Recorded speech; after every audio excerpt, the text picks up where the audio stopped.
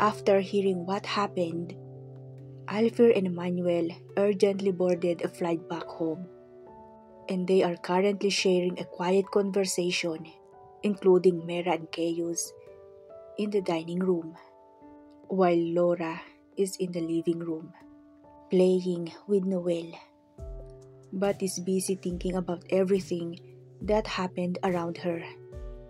And to her, everything doesn't make sense at all.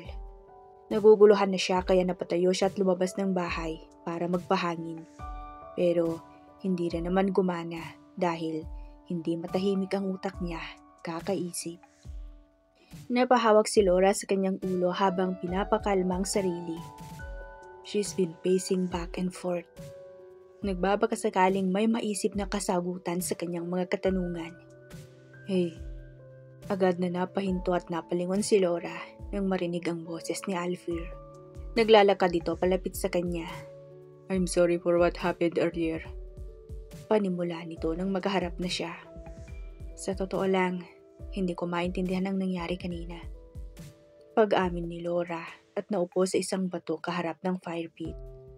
Ginaya rin ni Alfir ang ginawa niya. Umupo ito sa tabi niya. Tell me what exactly happened. How did you meet my father? At doon nga ay ibinahagi ni Laura ang nangyari. Nasabi na rin niya yung part na may nabangga siya at nakabasag ng cellphone. Nabanggit niya rin na nagbayad si Mr. Alfredo Howard sa lalaki para sa nabasag niyang cellphone. Don't worry about that. I'll send the same amount to my father's account later. Ani Alfir pagkatapos niyang magkwento. Pero bakit mo naman gagawin yon kung hindi naman ikaw ang nagkamali? Tanong naman ni Laura. Alfir shark. Just because. Natahimik si Laura at pinakatitigan lang si Alfir na nakatingin din sa malayo. Hindi niya talaga mabasa kung ano ang niisip nito. But she knows. He's a good man. She can feel it. Starting next week, Monday, you'll go to school. Binalingan niya si Alfir, kaya nagtama ang mga paningin nila. Hindi na lang nag-iwas ng tingin si Laura dahil nahuli na rin naman siyang nakatingin dito. I leave Chaos and Mera with you. I enrolled Mera as well. And she'll be your classmate. Chaos, on the other hand, will be your driver. Huh? Why are you going through such lengths? Takang tanong ni Laura. It's for your safety. He briefly replied. Of course, he cares for her. Because she is his responsibility. She is one of his employees, after all. Hindi mo naman kailangan gawin to. Pigil niya sa plano ni Alfir. You are putting so much effort to protect someone like me. If something happens to me, no one would care. I have no one anymore. Namatay na si Mama. And my biological father even sold me a year after that. Wala na akong pamilya, maliban sa kanila. So I won't be a loss. Habang sinasabi yun ni Laura, ay hindi niya maiwasang maramdaman ang lungkot at sakit sa katotohanan na hindi siya kawalan. Hindi niya inaasahan ang paghawak ni Alfir sa kamay niya. Hindi mahigpit. Sakto lang. Just let me protect you. Halos pabulong nitong sinabi na hindi naman nakaligtas sa pandinig niya. Ang kaninang lungkot at sakit na nararamdaman ay mabilis na napalitan ng kaginhawaan at tuwa sa mga katagang naririnig niya mula kay Alfir. Hindi niya maintindihan kung bakit ito ginagawa ni Alfir, pero hihintayin niya ang araw na ito na mismo ang magsasabi sa kanya. Biglang tumayo si Alfir. Shall we go inside now? I think Emmanuel's done with our dinner. Nakatingin ito sa malayo pero nakalahad ang isang palad nito sa kanya. Tinanggap iyon ni Laura at inalayan siya nitong makatayo. Thank you, Anya. Bahagyang umiti si Alfir at iminwestra ang daan pabalik sa loob ng bahay. After you. Ngumiti rin siya pabalik at nauna na sa pagtahak ng daan pabalik. Naririnig niya naman ang pagsunod ni Alfie sa kanya. Pumasok siya sa dining room at naroon na nga ang lahat. Napatingin siya kay Mera. Ngumiti siya at kumaway rito. Hi, classmate. Biro niya at tumabi rito. Don't talk to me. I'm still at my acceptance stage. Ani Mera. Napangiti na lang si Laura sa sinabi nito. Thank you na po agad, Ate Mera. Tinanguan na lang siya nito. Napabaling siya ng tingin sa kabila nang makaupo si Alfie doon. Nasa kabilang side naman ng table si Emmanuel at Kiyus. Nakahanda na rin sa hapag ang mga pagkain. Mukhang narito ng lahat. Let's pray. Ani Laura at pumikit bago nagsimulang magdasal. Tahimik lang ang kapaligiran hanggang sa matapos ang kanyang pagdadasal. Kumain na tayo. Pinauna sila ni Mera sa paghain ng mga pagkain sa sariling plato. Pagkatapos nila ay nagkanya-kanya ng 3 lalaki. Habang kumakain ay pinag-usapan nila ang pagbabalik ni Lorelai sa pag-eskwela. You and Mera have to go to the university tomorrow. You need to fill up some form. Your signature is also needed. We can't miss that. The class will start next week. Under what strand you're going to enroll, by the way? Tanong ni Emmanuel sa kanya. Napatingin pa si Laura kay Mera. Saang strand ba tayo pwede? Tinaasan siya nito ng kilay. You decide. I'm just your classmate, / your guard. I ain't going to take that study seriously. I'm done with it. Ani Mera. And obviously, sick of it. Dagdag naman ni Kiyu sa sinabi ni Mera. Kaya nakatanggap ito ng irap mula sa babae. Tomorrow, after submitting your requirements, we'll purchase some school supplies you need. But for now, finish your dinner and let's call it a night. Because it's going to be a long day tomorrow, so we might as well get some rest. Ani Emmanuel na sinunod naman ng lahat, maliban kay Kiyus na nagpresentang maghugas ng mga pinagkainan. Salamat, sabi ni Laura bago lumabas ng kusina at nagtungo sa kanyang silid. Kasalukuyang nagsasagot ng form si Laura habang nakatingin naman sa papel niya si Mira. Accountancy, business and management? You surely don't want to spare yourself from numbers? Nakangiwing tanong ni Mira nang makita ang napili niyang strand. Bahagyang natawa naman si Laura nang isulat rin ni Mira ang ABM sa sarili nitong form. Kahit mukhang ayaw naman ito sa napili niya. Thank you talaga, Ate Mera. Pasalamat ni Laura nang matapos nilang sagutan lahat ng nasa form at sabay nilang ipinasa yon. Done? Pagsalubong sa kanila ni Manuel na makalabas na sila ng silid-aralan. Opo, sagot ni Laura. Samantalang tango lang ang sinagot ni Mera. Let's go now. Yaya ni Emmanuel. At naunang maglakad. Sumunod naman sila ni Mera. Malawak ang loob ng university. Yung ibang enrollees o estudyante ay nakatambay na sa malawak na field. May mga bench rin sa ilalim ng mga nagtataasang puno, kaya hindi masyadong mainit sa lugar. Nakarating sila sa parking lot kung saan naghihintay si Kiyus. Medyo kaunti lang ang sasakyan. Dahil enrollment pa lang naman at kaunti pa lang ang nagpapa-enroll. You go in first. Ani Mera nang buksan nito ang pintuan ng backseat. Pumasok na lang si Laura at naupo. Sumunod namang papasok si Mera at naupo sa tabi niya. Nasa unahan ng 2 lalaki. Wala si Alfie dahil may kailangan raw itong asikasuhin. Where to? Tanong ni Kiyus nang paanda rin itong sasakyan. Mall.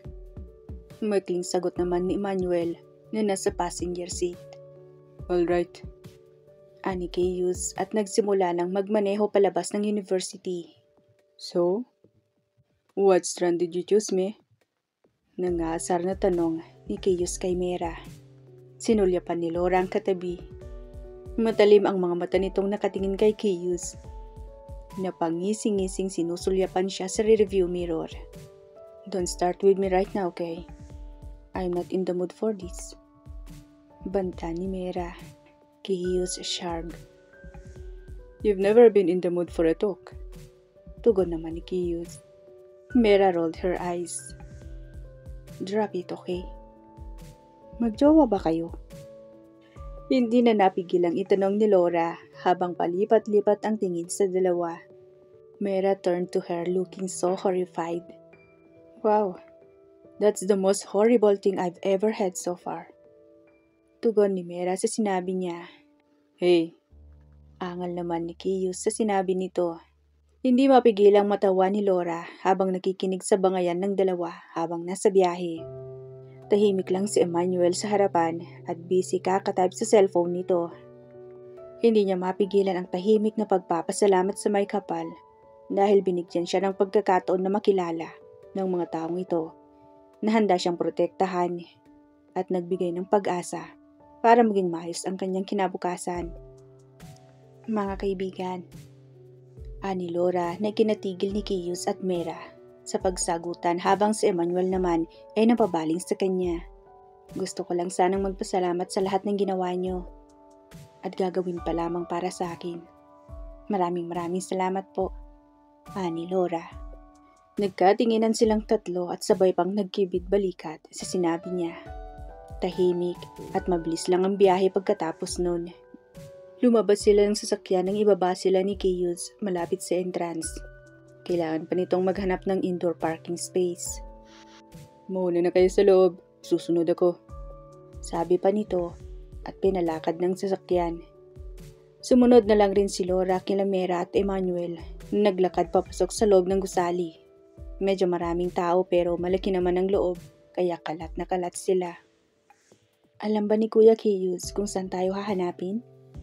Tanong ni Laura nang sumakay sila sa escalator para makakyat sa susunod na palapag.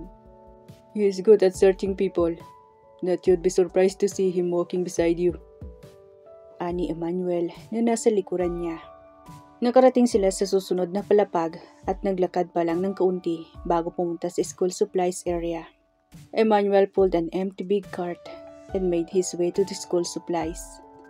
Nakasunod lang sila ni Mera rito. Go and choose whatever you want. Put it in the cart. Ani Emmanuel sa kanila. Mabilis namang tumalima si Mera na napunta sa seksyon kung saan nakahangang mga bag. Sumunod rin doon si Laura. I don't like their designs and style. Komento ni Mera. Ha? Maganda naman at mukhang matibay ang mga bag nila. Tugon ni Laura. I don't like backpacks. Ani Mera. I prefer shoulder bags. Dagdag pa nito. Marami naman silang shoulder bag, ate. Ani Laura habang pinagtuturo niya pa ang mga nakikita niyang shoulder bag. I don't like their color and including the style. Ani Mera at ibinalik ang kinuhang bag bago naglakad ulit para maghanap ng bago. Itim na bag na may maliit na design ng kulay pink na tulips ang tinitingnan ni Laura. Mukhang matibay naman at marami siyang lalagyan sa loob. Hindi rin rumihinat. Affordable naman ang presyo, kaya ito na lang. Kinuha niya yon mula sa pagkakasabit. Nice choice. Napalundag siya papalayo sa nagsalita. Si Kihiyus pala, nang balingan niya ito. Kuya kay naman, bakit ka naman nanggugulat? Ani Laura at umayos ng tayo. Hindi nga nagkamali si Emmanuel, nahanap sila nito. Tinawanan naman siya ni Kihiyus. No, I'm not. You're just too focused that you did not even notice my presence. Paliwanag nito. Sinimangutan niya ito. Huwag mo na pong ulitin yun, ha? Ani Laura. Natatawang sumaludo naman ito sa kanya bago ito tumalikod at naglakad palapit naman kay Mera. Pinagmasdan niya lang ang mga ito. Ang tahimik. Walang tunog ang bawat paghagbang nito. Kaya hindi ko na malaya na nasa tabi ko na siya kanina. Dahil hindi ko talaga narinig ang mga yabag niya. Humigpit ang hawak niya sa sariling bag. Ano ba tong napasok mo, Laura? Kabadong boses na naririnig niya sa kanyang isip. Pagkatapos nilang mamili ng mga school supplies, ay napagpasyahan nilang kumain sa isang restaurant. Pagkatapos namang kumain ay nag-aya si Mera na manood ng sine. Kaya nasa loob sila ngayon ng sinehan nagtatawanan dahil comedy ang napili ni Mera. Nasa pinakagitna sila dahil occupied na ang mga upuan sa unahan. Magkatabi sila ni Mera habang sila Kiyus at Emmanuel naman ang magkatabi. Biglang tumayo si Emmanuel. "Please excuse me. I'll go and buy us popcorn." Paalam nito at naglakad na papalayo. Hindi rin naman nagtagal ay bumalik na ito dala ang 2 malaking bucket ng popcorn. "Here." Inabot nito sa kanyang isa. "Share it with Mera." Ay nito at muling naupo sa tabi ni Kiyus. "Thank you." Pagpapasalamat ni Laura na sinagot lang nito ng tango. Nasa kalagitnaan sila ng panonood ng movie nang maramdaman niyang nag-vibrate ang cellphone na nasa bulsa niya. Kinuha niya yon at tiningnan. It's a text message from an unregistered number. Napakunot ang noo niya habang tahimik na binabasa ang mensaheng, "Enjoying the movie?" Thinking it was Alfir. Nagsimula siyang mag-type ng reply. Ngunit bago pa man niya maipadala ang mensahe, ay may natanggap na naman siyang panibagong mensahe mula sa isang numero. "Enjoy watching the movie as much as I enjoy watching you."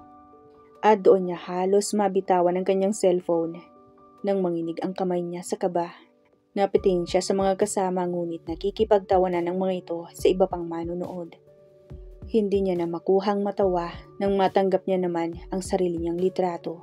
Tumatawa siya ron. Inilibot niyang paningin ngunit wala namang kakaiba sa paligid niya.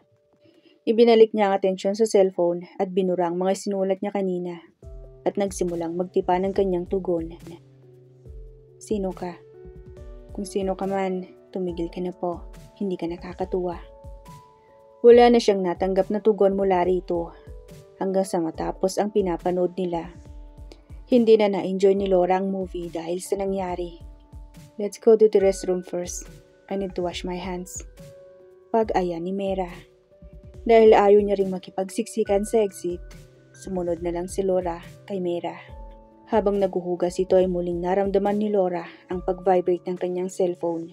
Kahit kinakabahan ay tahimik niyang binasa ang natanggap na mensahe. "I'm just getting started. Stay safe if you can." Sino ang sender ng mga text messages? Abangan ang karugtong